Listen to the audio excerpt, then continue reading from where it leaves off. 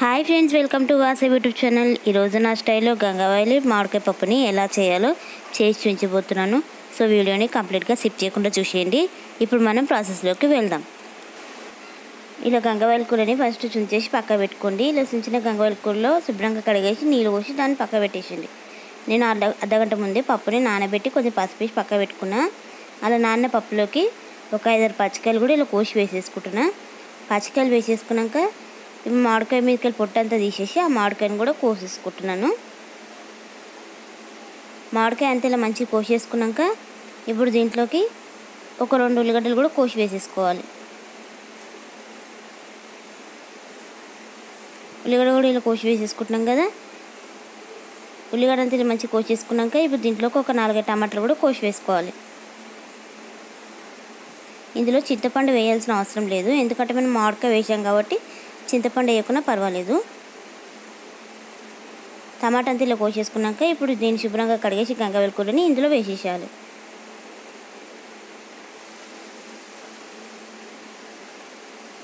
గంగవాయిలి కూర అంతా వేసేసాక ఇది తొందరగా ఉడకాలంటే మనకు కొంచెం మీదికి నూనె కూడా పోసుకోవాలి. పప్పు నూనె పోయడం వల్ల పప్పు మెత్తగా ఉడుకుతుంది, అలాగే తొందరగా కూడా ఉడుకుతుంది.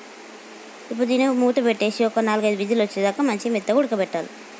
చూడండి, పప్పు అంతా ఇలా మంచి మెత్తగా ఉడికిపోయింది కదా. ఒకసారి ఇలా మంచి మ్యాచ్ చేసుకొని ఇందులో కొంచెం కారం వేసుకోండి. పచ్చికాయలు వేసాం కాబట్టి ఒక సగం చెంచా కారం వేసుకున్నా పర్వాలేదు. అలాగే ఒక 2 చెంచాల సగం ఉప్పు వేసుకోండి. మళ్ళీ ఒకసారి మెత్తగా మ్యాచ్ చేసేసుకోండి. ఇలా మ్యాచ్ చేసుకొని కొన్ని నీళ్ళు పోసుకోండి. నేను ఈ కుక్కర్లో నుంచి ఇంకో గిన్నెలోకి సర్వ్ చేస్తున్నాను. కావాలంటే మీరు కుక్కర్లోనే దీన్ని మసలనివ్వచ్చు. సో ఇప్పుడు దీన్ని ఇంకో కొన్ని నీళ్ళు కలిపేసి దీన్ని స్టవ్ మీద పెట్టి కొద్దిగా మసలనివ్వాలి.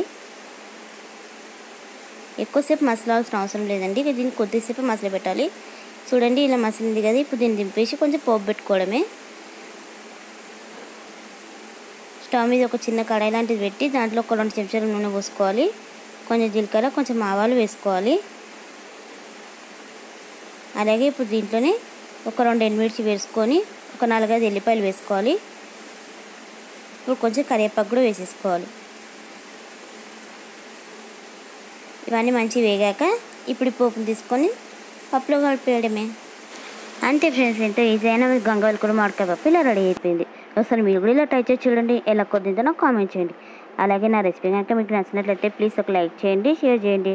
మరిన్ని ఇంట్రెస్టింగ్ వీడియోస్ కోసం మన ఛానల్ వెంటనే సబ్స్క్రైబ్ చేసుకోండి. Thank you.